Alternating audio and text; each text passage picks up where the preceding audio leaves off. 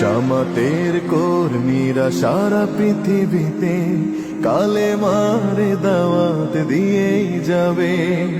জামাতের কর্মীরা সারা পৃথিবীতে কালেমার দাওয়াত দিয়েই যাবে।